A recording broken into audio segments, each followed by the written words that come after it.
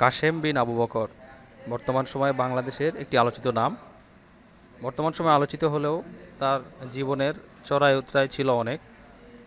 1968 সালে পশ্চিমবঙ্গের হাওড়া জেলা থেকে তিনি বাংলাদেশে আসেন। অতঃপর তিনি নিউ মার্কেটের কোনো একটি দোকানে, বইয়ের দোকানে কাজ শুরু করেন।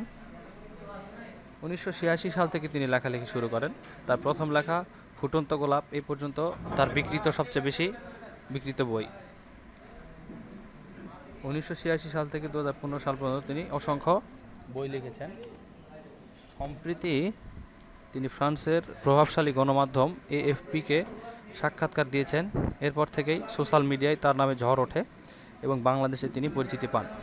মূলত ইসলামী ভাবধারার নিয়ে তিনি লিখে গেছেন 100টি বই, তার মধ্যে 85টি উপন্যাস। বাল্যজীবনে তিনি রহিমা নামে একজন মহিলার প্রেমে পড়েন এবং তাকে নিয়ে লেখালেখি শুরু করেন।